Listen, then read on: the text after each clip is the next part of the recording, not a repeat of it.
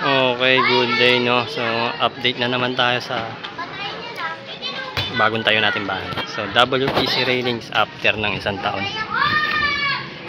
May napansin kasi akong medyo hindi maganda, kaya i-update natin to. So, tingnan natin.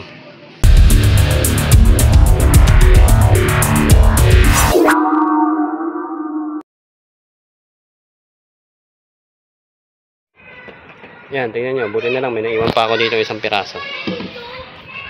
Ngayon, pagkukumpara natin doon sa nakabit na isang taon. Ngayon o, diba? Ang laking kupas.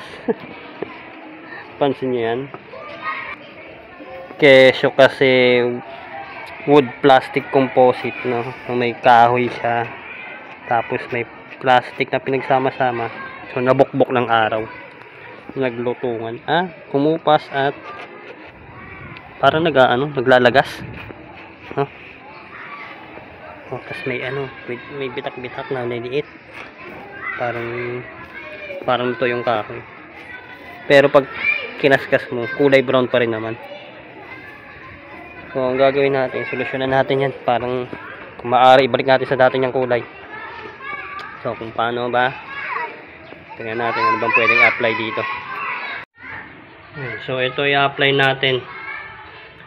Boysen Lacquer Sanding Sealer.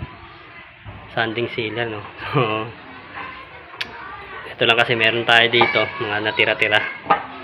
Siguro naman obra to kay sealer nga, no? Papasok doon sa mga nagbitak-bitak, yung mga nagkulubot.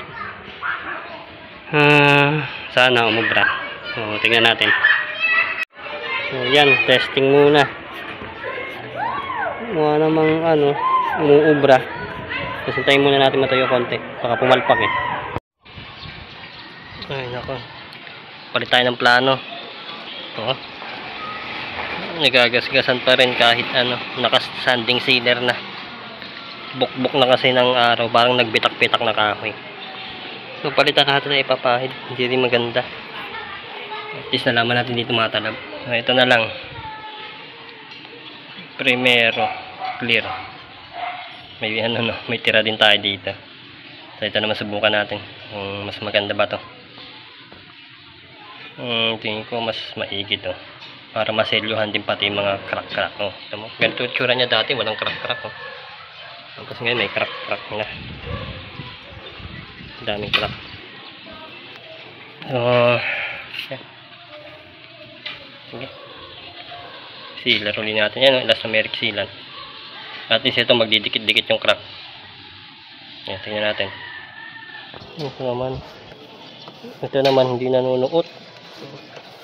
Masyadong malapot. Ano ba?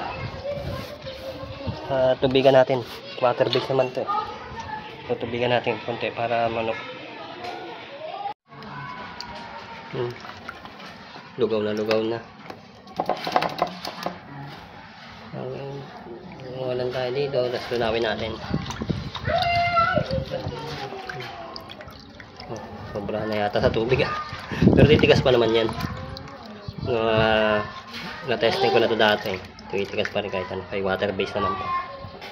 Water base. Huwag lang sobrang sa tubig. Baka pumangit na yung quality. So, lagay lang tayong lagay hanggang tunawin natin. Yan, nagbubuo. Pwede na yata ito. Diba? Mas madali siya ipahid. Madali dito. Diba? Tapos tingnan natin matuyo muna. Konti lang din muna ulit. Baka pumalpak eh. So, okay naman tingin ko. Parang nagsisilbi siyang glue eh. Mag-glue ulit yung mga crack-crack na PVC natin dyan. Nagpupulbos na nga. So, ito na lang gamitin natin. Tuloy na natin to. Magdidikit-dikit pa nga siya. Naging glue siya. Okay. Ito sa brush ko. Nalalagas na yung kulay brown niya na coating. Tapos sa pinakaloob niya parang kulay black siya eh. Ayan, ganito yung likod niya. Pag natiklap ng todo, ganyan magiging kulay. So, buti na lang naagapan. Pero dapat sana simula pa lang nalagyan na natin para hindi nabukbok ng araw na. Yun, okay. Bumalik na sa dating kulay niya, no? Pero medyo nag-dark. Ganyan siya pag natuyo. Clear naman kasi yung pinahid natin. Tingnan natin sa taas kung bumalik yung parehas na kulay niya. Ayan. So, ito yung luma. Yung natira natin piraso. Tapat natin sa bala. Pinahira natin. Diba? Ito mo yun. Medyo mas nag-dark pa nga eh. Tapos makintab. Kay parang Bluetooth. Tapos, ayan. Nagdikit-dikit na yan ah. Ayan. Yung nalalag. Ay, nasusunatan pa din. Pero, nagdikit-dikit na. Kasi ayan yung pag nasobrahan na ng tiklap. Kulay itim ang lalabas. Kaya maigi na ginagapan natin. Nagagasgasan pa rin ah. Doblehan na lang natin siguro ng top coat. Pero okay na yan. Bumalik na sa dating kulay. So yung second coating na lang natin to. At alagaan sa top coat. Mahirap din talaga kalaban ng araw at ulan. So thank you at sana may nakuha kayo kahit paano dito.